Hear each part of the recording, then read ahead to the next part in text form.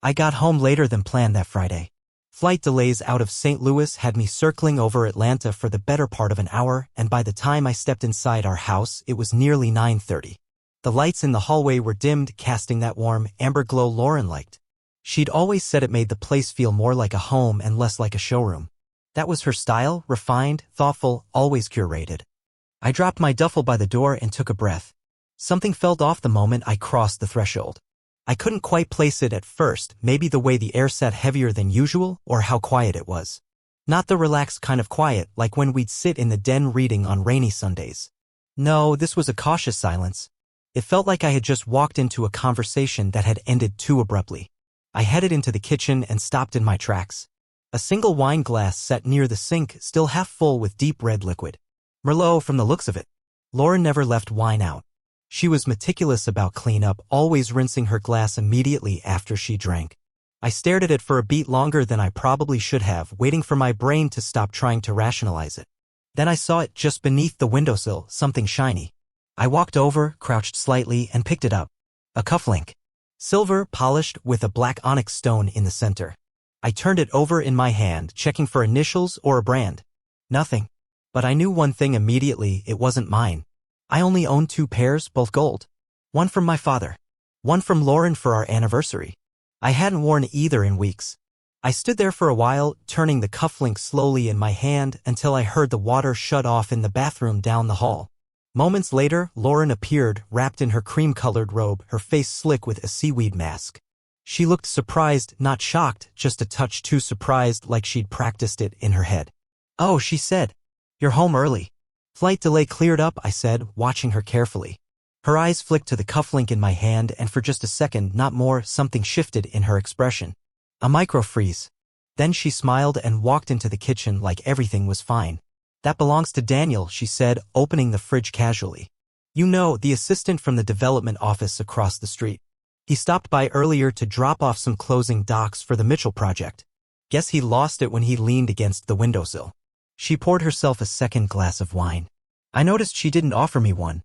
"Didn't know he wore cufflinks," I said. She shrugged. "Maybe it's a thing for him. He dresses up more than the rest of them, you know? Kind of a metro vibe. Very polished." There was an ease in her tone, but she wasn't looking at me. She kept fiddling with the bottle, then moved to the speaker system and tapped her phone. Music flooded the space, soft jazz, a track I recognized from one of her dinner playlists. She turned the volume up just a notch too loud for conversation. Then she looked at me and smiled, but it didn't quite reach her eyes. "I was going to order Thai. Still want that lemongrass chicken you like?" I nodded, mostly to avoid escalating whatever this was. She ordered dinner, barely looked at me as she did, and then disappeared down the hall again, saying she needed to rinse her mask before it dried out her skin. 20 minutes later, she emerged freshly washed, towel-drying her hair, and claimed she had a headache. Said she was turning in early and kissed me on the cheek, light, detached, before disappearing into the bedroom. I sat alone in the kitchen while the takeout cooled in its containers. The music still played softly, and I turned the cufflink over again in my palm. Something about the weight of it felt heavier than it should. I kept trying to push the unease down, chalking it up to exhaustion from the trip. But a knot had taken shape in my chest, and no amount of logic could untie it. What got me wasn't just the cufflink or the wine. It was the details, too many little things that didn't quite align. Lauren never turned on music randomly, especially not when we were about to eat. And Daniel? I'd seen him a few times. He wore sneakers and button-ups, always slightly wrinkled. He didn't strike me as the cufflink type. Then there was the way she had looked at me, or rather, how she hadn't. Avoidance. That subtle, sharp shift in energy that happens when someone you know too well becomes a stranger in the span of seconds. It was all too controlled. Like she had run through the scenario in her head already. I finished dinner by myself and cleaned up. Lauren was already asleep or pretending to be by the time I got to the bedroom. She had turned away from my side of the bed, breathing slow and even. I lay down beside her, arms folded behind my head, the cufflink resting on the nightstand like a little sentinel keeping watch over the cracks forming in my trust. I didn't sleep much that night. My thoughts kept circling the same drain. Why would she lie if it was a lie? And if it wasn't, why did it feel like one? Sometimes it's not about what's said, it's about the spaces between the words. The eye contact not made. The overly rehearsed tone. The wine glass left as if forgotten by accident, but maybe not. I didn't want to be that guy, paranoid, jealous, spinning stories out of nothing. But the stories don't come from nowhere. They come from the smallest fractures. The details that don't quite make sense. And that cufflink, that single, silent, out-of-place object, felt like the first crack in the glass. I went for a run the next morning. I told myself it was to shake off the travel fatigue, but that wasn't true. I ran because I needed to move to put space between me and the questions bouncing around my skull like bees trapped in a jar. The air was cool for late spring, and the streets in our neighborhood were still half asleep, the lawns dew-frosted and quiet. But nothing felt calm inside me. The cufflink hadn't left my thoughts. I'd placed it in the drawer by my side of the bed before slipping under the sheets last night, thinking I could forget about it if I just compartmentalized hard enough. It hadn't worked. The second I closed my eyes, the image of it resting on the windowsill replayed over and over. It had no business being there. No rational explanation stuck, no matter how many versions of the story I ran through in my head. As my feet pounded the pavement, I started to recall the things I hadn't let myself notice or maybe didn't want to notice. That's the thing about hindsight. It hits differently when you finally stop trying to believe the best in someone. The first memory that came back was about 2 months ago. Lauren had started working late. At first, it was just a couple of evenings a week. Deadlines, she had said, her voice light and breezy, as if the pressure was just part of the job. Then it became 3 nights a week. Then 4. And not just working late, full absences, sometimes coming home near midnight with some takeout container half-eaten in her bag and that subtle, perfumed scent lingering on her clothes longer than it should have. I told myself I was being ridiculous. I even joked about it with her once, something dumb like, "Are you having an affair with your inbox?" She had laughed, but it had come too fast, too loud. I remember thinking in that moment that something felt off about her reaction. But I pushed it down. Trust, I thought. That's what makes a marriage strong. But trust without awareness is just ignorance dressed up in hope. Then there was her phone. Lauren used to leave it everywhere, kitchen counters, coffee tables, wedged between the couch cushions. But recently it was always in her hand or face down next to her on the armrest. She had even started taking it with her into the bathroom. Once or twice, I heard it buzz while she was in the shower, and instead of ignoring it, she would rush out dripping wet just to check. She claimed she had to keep on top of work stuff. Except now, her lock screen was different. Password changed. No more fingerprint. I only noticed because I once tried to check the time while my phone was charging. Her screen had gone dark the moment I picked it up. When I asked about it, she brushed it off. IT forced a reset for security, she had said, not even looking up from her laptop. At the time, it sounded reasonable. But now? Now I could feel my stomach turning every time I replayed her words. Then came the memory of that social media post. A story on her Instagram she posted a few weeks ago, a harmless *T of a wine glass at a rooftop bar. One of those artsy snaps she liked to take when she went out with coworkers. I had double-tapped it, moved on. But a week later, it disappeared. Not archived, deleted. The detail I hadn't processed back then? The reflection in the glass. It was faint, but there was a shape, a masculine hand holding a phone, the cuff of a white shirt just barely in frame. It didn't look like Lauren's coworker Emma or any of her usual girls' night companions. I'd caught it only for a second, and when I asked her who took the photo, she said she set a timer. Just being artsy, she had smiled. I didn't question it further. Why would I? But now that memory returned like a slap. The kind of slap you don't feel right away, but leaves your cheek burning long after. Back at home, I slowed down as I approached our driveway. The house stood still, its brick facade the same as always, but it felt different now. Like it was holding secrets in its walls. Inside, I found Lauren at the kitchen island, still in her robe, her laptop open, and a cup of coffee half-sipped beside her. She looked up and smiled, that effortless kind of smile that had once made me fall for her. It still looked the same. That was the worst part. "Good run?" she asked. "Yeah," I said, wiping sweat off my forehead. "Cleared my head." "Glad to hear it." She turned back to her screen, her fingers moving across the keys. I stood there for a second, watching her. Really watching her. Her nails were perfectly done. Light pink. Fresh. She only got them done when something big was coming up, events, conferences. Not random Saturdays. "Big plans today?" I asked. "No, not really. Just catching up on some emails. Might head to the co-working space later if it gets noisy here." She always preferred working from home. I knew that. She had said so 100 times. Now suddenly she wanted to be out. I nodded slowly. "Sounds good." She glanced up again. "You okay?" I forced a smile. "Yeah. Just tired from the trip." She smiled back, but there was a flicker of something in her eyes, something unreadable. Her gaze held mine for just a moment too long, then dropped. I went upstairs, showered, and tried to shake it off. But I couldn't. I was stuck in a loop of memory and doubt, trying to convince myself I was imagining things. But the signs weren't subtle anymore. They were stacking up, forming a picture I didn't want to see. Later that day, I walked past her phone left charging on the counter. She was in the backyard on a Zoom call, pacing slowly with her headphones in. I glanced at the screen, no notifications, no banner previews, nothing. Just a blank lock screen. I thought about trying the passcode, my birthday, our anniversary, her old code. I didn't touch it. Not because I respected her privacy. Not even because I was scared. But because I already knew what I'd find. Doubt is like a leak in your ceiling. It starts small, a single dark stain you tell yourself isn't that bad. But ignore it long enough and it spreads, seeping into everything until the whole roof threatens to collapse. By the time the sun dipped low behind the trees, I had made a decision, not about what to do, but about what not to do. I wasn't going to confront her. Not yet. I needed more than suspicion. I needed clarity. Evidence. The truth, not the filtered, convenient version she might offer if I pressed her, but the unedited reality that came only when someone thought they were safe. That night, as we ate dinner, grilled salmon, asparagus, a bottle of wine she had opened without asking if I wanted any, I smiled and nodded and made small talk. I told her about my trip.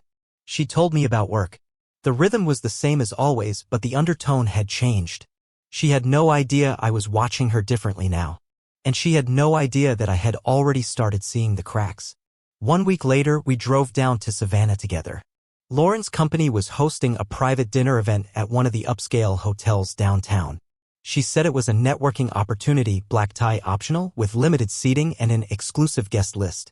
Normally, she'd fly in and out for these events without much fanfare. This time, though, she insisted I come. We could use the time away, she said one morning over coffee. It's just a night. Plus, people have been asking about you. I raised an eyebrow. People at your firm?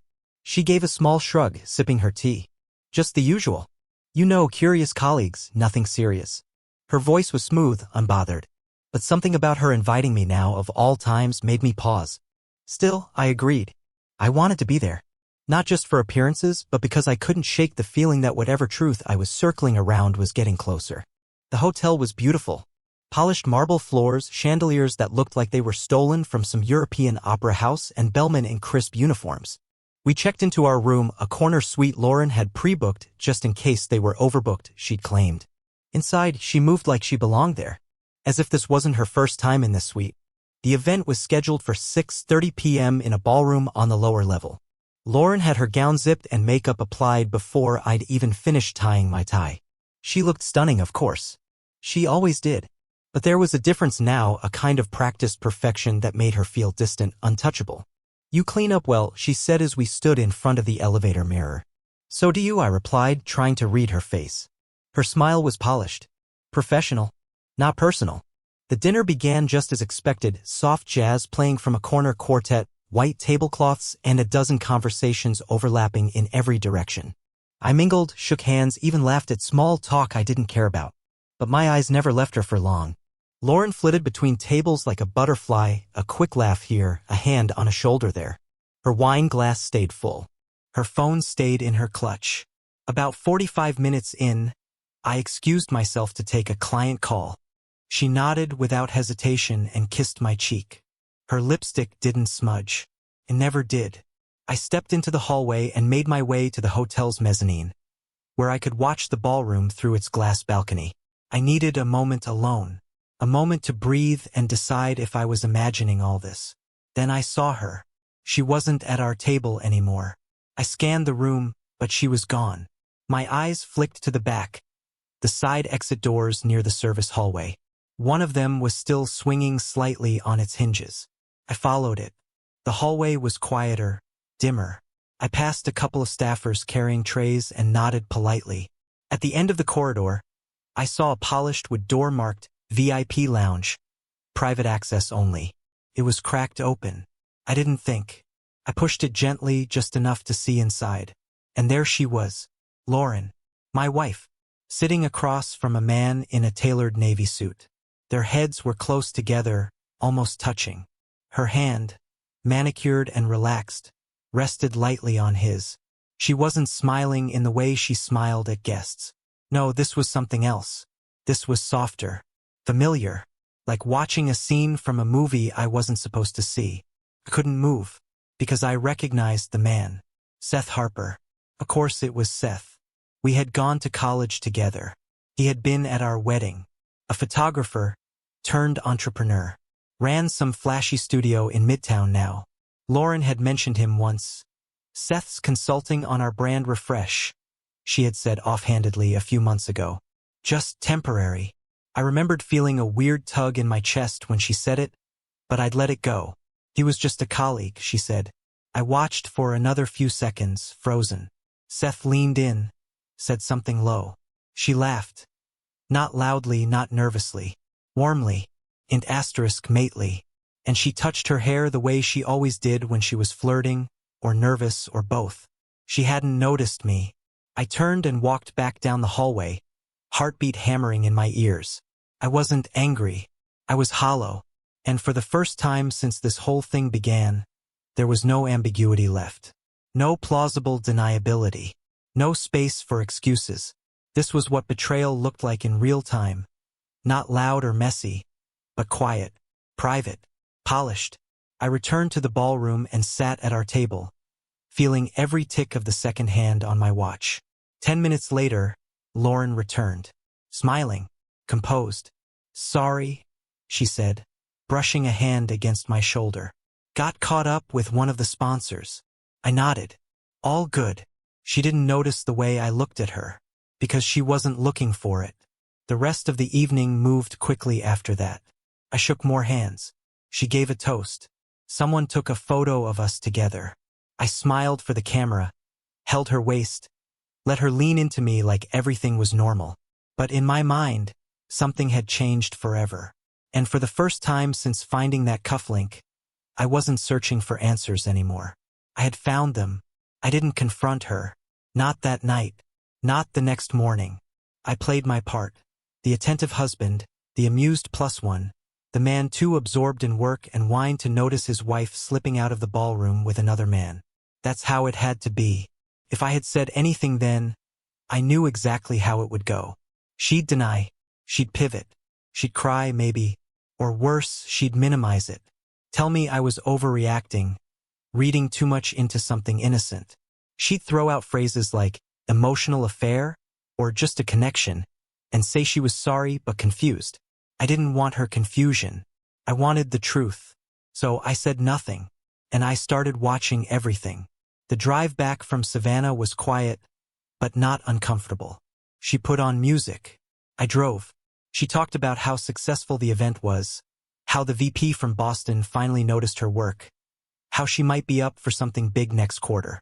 I nodded, asked the right questions, even threw in a joke about how I should wear tuxedos more often. She laughed, reached over, and touched my arm. I didn't flinch. I didn't pull away. But inside, I felt the cold, clear shift that comes when something breaks clean. That night, when she went to bed early, claiming she had a long Monday ahead, I stayed up, and I started planning. The first thing I did was retrieve the cufflink. It was still in my drawer, tucked in a small jewelry box beside my old college ring. I held it up, turned it over, and took a photo. Then I did a reverse image search, cross-referencing styles and designers. 10 minutes later, I found the exact match, custom, from a boutique studio in Charleston. Limited run. Expensive. It was a match to a pair owned by, surprise, Seth Harper. I remembered seeing them in one of his Instagram posts.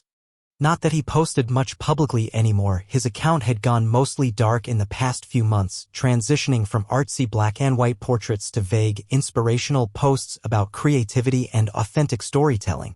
The irony. His website listed his studio location. His name was still attached to a couple of brand deals.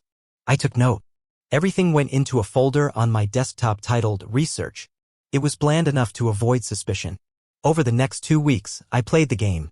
Lauren went to work, came home late, took showers right away, answered texts quickly and smiled too often at her phone. She still made dinner sometimes, still kissed me goodbye, still called me babe, and I said nothing. Instead, I started collecting. First, her cloud backup. Lauren wasn't tech savvy, she used the same Apple ID for her phone, laptop, and iPad. Once I remembered her old password, it took 5 minutes to reset it and gain access to her iCloud.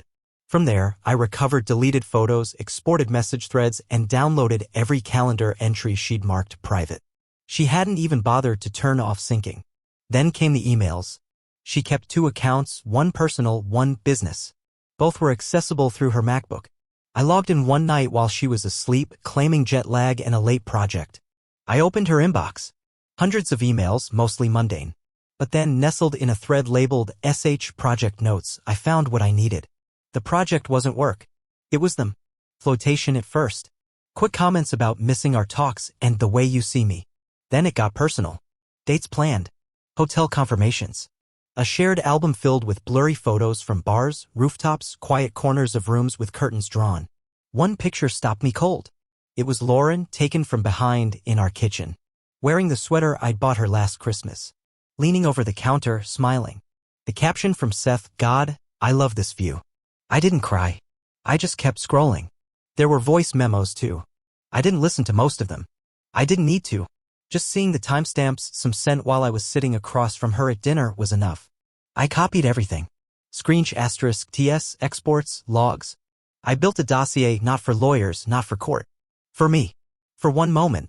I wasn't going to argue with her. I wasn't going to scream or throw things or beg for answers she'd already given in every message to him. I wanted to be clear, controlled, and above all done. But before that moment came, I needed to finish one last thing. I reached out to an old contact of mine, Drew, a private security guy I'd worked with on a tech contract years ago. Discreet, efficient, and expensive. I explained the situation. I asked for discreet surveillance, not wiretaps or anything illegal, just photos. Confirmation. One last nail in the coffin. He delivered in less than a week. Photos of Lauren and Seth meeting at his studio after hours. Her car in the back lot. Them walking out together, hands brushing. Once entering the same hotel I had seen them at in Savannah, only this time no event was listed. No reason to be there. I didn't need more. I had what I needed. The hardest part was pretending I didn't know. Coming home to her soft greetings, her glass of wine offered without hesitation, the questions about my day. Sometimes she'd reach out, run her fingers through my hair, and say, "You've been quiet lately. Everything okay?" And I'd smile. Yeah, I'd say. Just tired. I don't know if she believed it. Or if she even cared. But what I knew, what I felt in every cell of my body, was that something was ending. Not falling apart, no, that implies chaos. This was surgical. Precise. Every day I added to my collection. A video here, a location tag there. Notes she left on the fridge that contradicted her text timestamps. I began building a timeline, pairing images with calendar events and messages. It read like a novella. Not fiction. Just betrayal dressed up in the polish of corporate life and white wine smiles. I never realized how much silence could prepare you for clarity. I stopped reacting. I stopped fantasizing about catching her, exposing her, blowing everything up in the moment. That wasn't the story I wanted. That would make her the center. No, this wasn't about her anymore. This was about me. About choosing the ending rather than being handed one. One night, I stared at my reflection in the bathroom mirror for a long time. I barely recognized the man looking back. Not because he looked broken, but because he looked sharp, focused, and ready. Lauren's firm was hosting a major product launch, something about a new platform geared toward community engagement, though I never really got a straight answer about what it actually did. The buzz was big, the guest list even bigger. Media, partners, sponsors. Weeks of planning had gone into it. And Lauren, of course, was at the center. This could be career-changing, she told me 2 nights before the event. Eyes lit up as she typed emails into her phone without looking at me. It's not just a launch. It's a pivot point. I nodded, pretending to be impressed. Sounds like a big night. It is, she said. You'll be there, right? The question caught me off guard. You want me to come? She smiled quickly, almost too quickly. Of course. You're my husband. That word, husband, sounded strange coming from her then. Like a label she'd pulled out of a drawer and dusted off for display. I smiled back and said I'd be there. She didn't know what I had planned. The venue was a high-rise hotel downtown. Modern architecture, all sharp angles and chrome fixtures. The kind of place where everything smelled faintly like money and eucalyptus. Lauren arrived hours early to oversee prep. I stayed back, using the time to make a few final moves. I called in a favor to the AV team hired for the event. It had taken weeks to set up, layers of casual conversations and subtle hints about wanting to show my appreciation to Lauren publicly. They agreed as long as I stayed within the schedule and didn't disrupt the sponsors. I wouldn't be disrupting. I'd be presenting. I arrived about an hour late, dressed in a navy suit and open-collar shirt. Understated but deliberate. Enough to be taken seriously, not so formal that it looked like I was trying too hard. People smiled and nodded as I passed. I was Lauren's husband, the tech guy with a background in startups and clean branding. That was my costume. Inside, the ballroom was already buzzing. Glasses clinked, small talk floated like perfume, and the screens at the front cycled through logos and soft visuals of smiling people using whatever software they were launching. Lauren stood near the center of it all, radiant in a deep emerald dress that shimmered under the lights. She looked powerful, poised. She didn't see me walk in, didn't notice when I moved to the AV booth, didn't flinch when I stepped onto the small platform near the stage during the sponsor appreciation segment. The host, a young woman with a microphone and a rehearsed smile, introduced me as Jonathan Smith, longtime supporter of innovation and one of our key partners. That wasn't technically a lie. I took the mic. Thank you. I began, my voice even. This is an incredible night for Lauren and her team. What they've built here, the network, the platform, the momentum, it's admirable. People clapped politely. Lauren smiled from her table, unsure of where I was going with it. Maybe she thought I was about to toast to her success. Maybe she thought I was making some grand romantic gesture. She didn't know me anymore. I looked out over the audience and took a breath. I've been fortunate to watch some of this unfold up close. And like any good observer, I paid attention. Not just to the product, but to the process. The people. I paused, gave a small smile. And the story behind the story. I tapped the small remote in my pocket. Behind me, the screen changed. Not a logo. Not a slide. A text conversation. Between Lauren and Seth. At first, a few people chuckled, thinking it was a joke. A cheeky marketing stunt. But then the words landed. Full sentences. Can't stop thinking about last night. One message read. Another. He has no idea. Followed by a photo of the two of them, pressed close together in a dimly lit hotel room mirror. Her hand on his chest. His arm around her waist. The room fell silent. Dead silent. I could hear glasses being set down. Chairs shifting. Lauren's expression froze. She wasn't smiling anymore. Her body went stiff. Her eyes darted toward the screen. Then to me. Another tap. More photos. Time-stamped. Geotagged. Images of them at his studio. At restaurants. Kissing in parking garages. Every moment carefully, quietly documented. I didn't say anything. I let the images speak. The audience didn't know where to look. Some stared at the screen in disbelief. Others glanced at Lauren, their faces morphing from curiosity to discomfort to pity. A few people stood up quietly, whispering to one another as they made for the exit. Lauren remained seated, motionless. I looked down at her from the stage. Her eyes found mine, and for the first time in months, I saw something real. Not the mask, not the charm, but the raw, naked face of consequence. Transparency, I said into the mic, my voice calm. That's what innovation demands. In business, in life, in relationships. I turned to the AV team and nodded. The screen went black. I stepped down. Nobody stopped me. No one dared. As I passed Lauren's table, I didn't slow. I didn't look back. She didn't follow. Outside, the night was warm. My car was waiting, engine humming, driver silent. As I slid into the back seat, I looked up at the hotel one last time.